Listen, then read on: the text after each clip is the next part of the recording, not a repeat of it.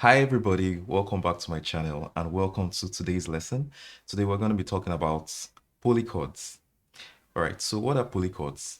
Polychords are a combination of two entirely different chords that are played together that are stacked upon each other. So what that means is that the left hand plays a chord and the right hand plays another chord entirely, and both chords played together forms a whole new chord. When you combine those chords, you have a very beautiful chord as a result. Okay, so let's look at an example. If I play a C chord here, this is a triad, C major triad, and on my right hand I play a G major triad. They are different chords individually, but when we combine both of them together, the result is a C major ninth chord. Now, this is a whole new chord entirely. It's more colorful than the individual chords, but it's also very easy to remember because the G major triad is something everybody knows, and the C major triad is also something easy that everybody knows. So it's just a matter of knowing what to combine to give you that sound. All right. So that is essentially how polychords work.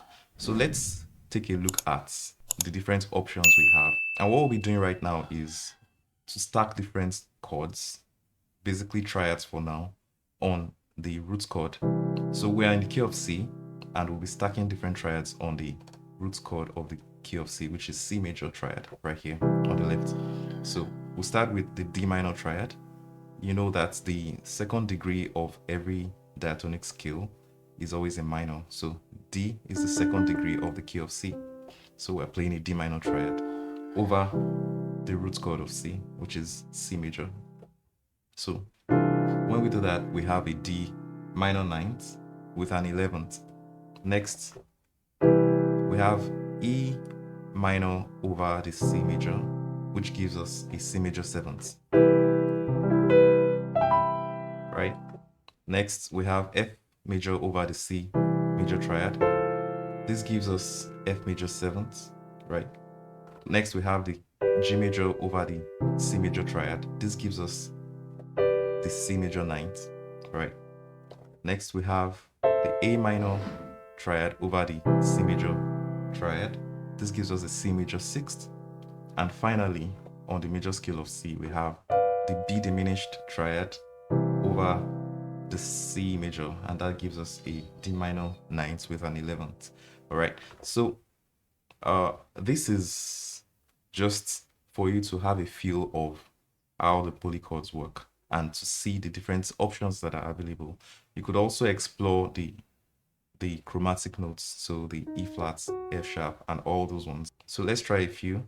If we play the E flat minor triad over a C major triad, that gives us a C dominant 7, sharp 9, sharp 11th. Okay, so that's a dominant sound, and you sure know where to use that. So one thing about polychords that you should know is that the different combinations we have give varying degrees of dissonance and tension. So you have to carefully select your combinations to suit the style of music you're playing and the amount of tension you want. So right now, since we've seen the options that are possible with different combinations within the major scale, I would like to tell you how I like to think about polychords. And later in the video, I'll be sharing with you some of the polychords that I've selected, the combinations that I've selected that I think work across board different styles, and they're very easy to comprehend and applicable to a lot of situations. But right now, I want to share with you how I think about polychords. So when it comes to polychords, I like to think about polychords in terms of chord qualities and intervals. So what do I mean by that? We know when it comes to chords, we have different qualities. We have the major, we have the minor, we have the diminished, and we have the augmented. So I like to think about the qualities that I'm playing on the left hand and on the right hand. So the next thing I like to think about is the intervals between the two chords. So for example, are they a third apart? Are they a fifth apart? Are they a seventh apart? Those are things I like to think about. So for instance, if I play a D minor chord and the next chord I play is a fifth apart, so that means I'll just have to count 1, 2, 3, 4, 5. So that means the next chord will be an A minor, and I can use any inversion I want. All right, so right now I would like to show you a couple of combinations that I've come up with that I believe are very universal and work across board and are suitable for different genres. So the first one I'll be showing you is a combination of two major triads that are a perfect fifth apart. So when we play two major triads that are a perfect fifth apart, what does that give us? So the first triad we're going to be using is C triad, and we're going to be playing another triad that is a major triad but a fifth apart from this. So how do we get a fifth, a perfect fifth? You just count 5 away, so that's 1, 2, 3, 4, 5. But a more precise way to get your perfect fifth is to count 7 semitones away from the root of that chord. So we're going to be counting 1, 2, 3, 4, 5, 6, 7. So G is a perfect fifth away from C. So that means we're going to be playing the C triad as well as the G triad, both of them major triads. So here we have it. This polychord gives us the C major ninth, and as usual, you can always invert your triads or your chords for different textures.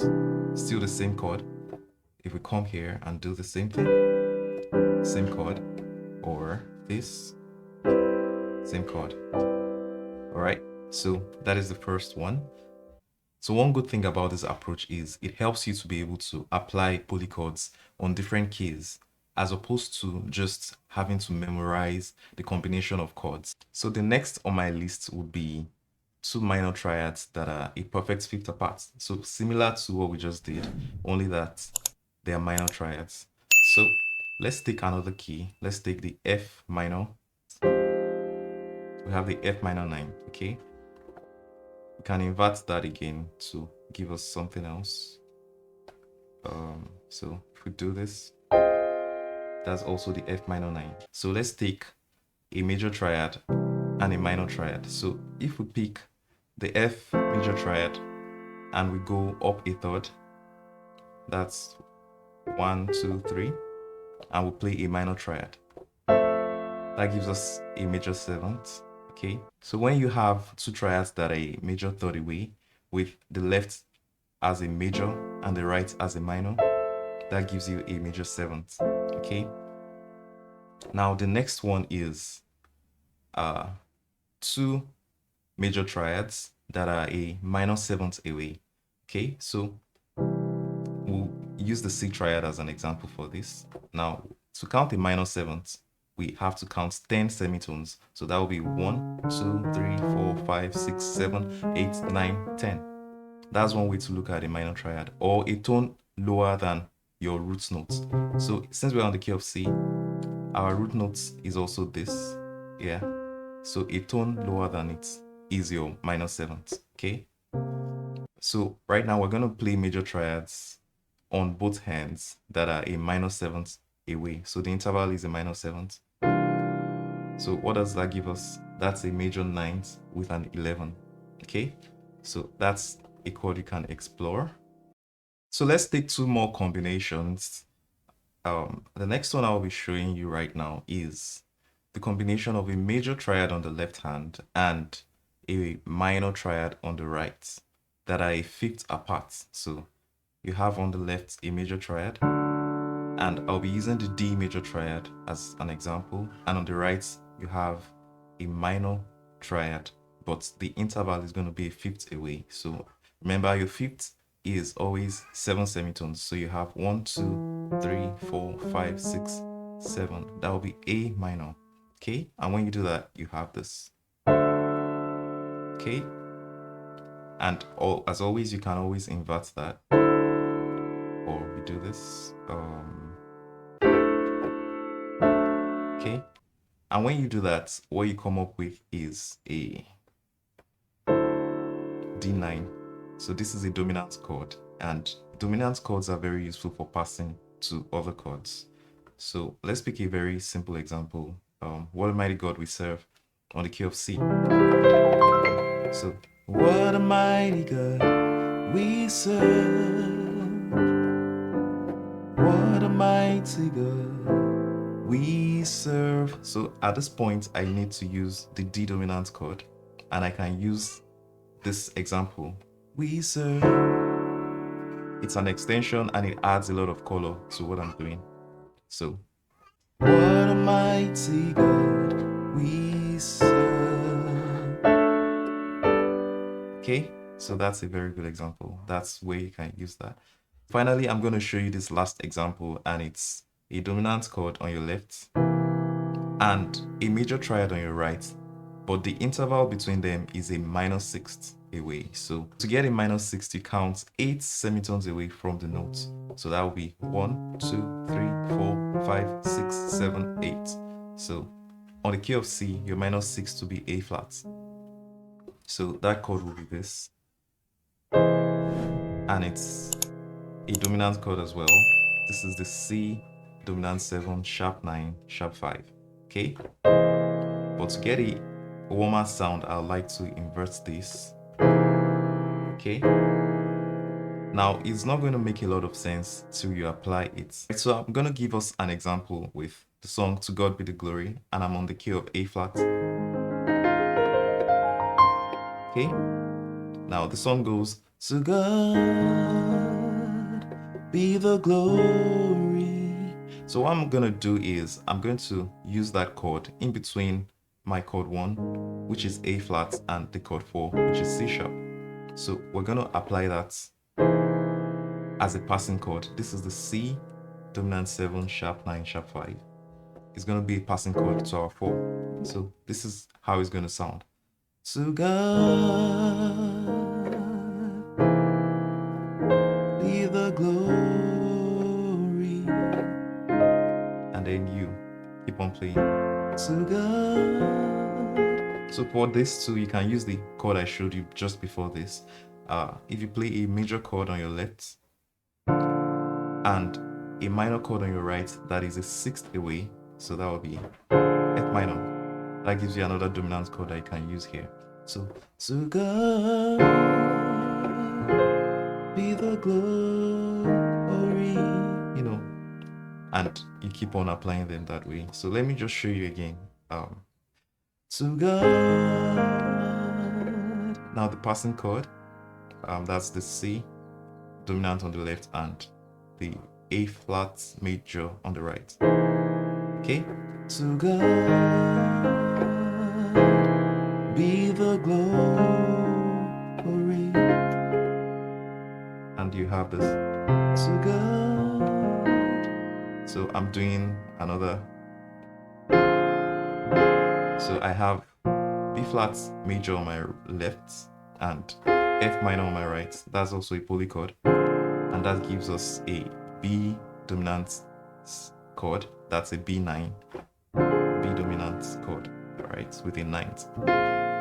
So to God, inverted, to God be the glory,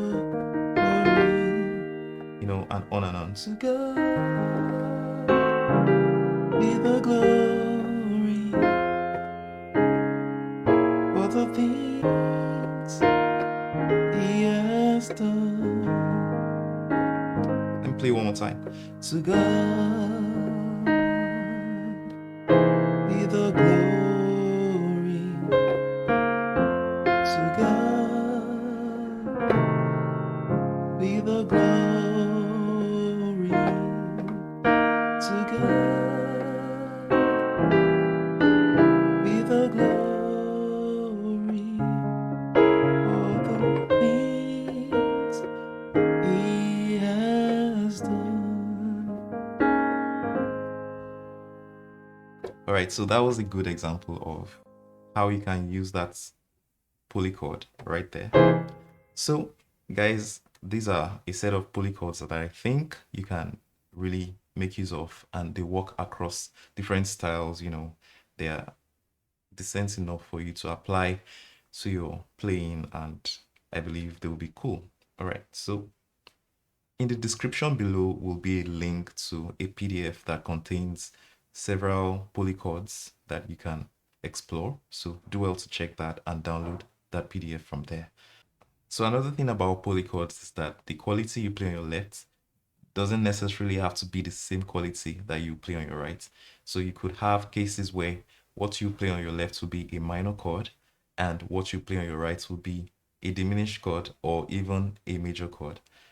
Also, you could have cases where you're playing a dominant or a seventh or a major seventh chord on your left and you're playing just a triad on your right, or you're playing a dominant or a seventh chord as well on your right. So all I'm trying to say is not restricted to the same kind of chords or qualities on both left and right hands. You can have varieties, and that variety is what brings about the spice in it. So do well to explore. So that brings us to the end of today's video, guys, and I believe this has been helpful to you. So please do like this video, and I would appreciate if you subscribe to my channel as well, as that helps YouTube to recommend my videos to other people that would definitely need them. So thank you once again for watching, and see you in the next video. Cheers.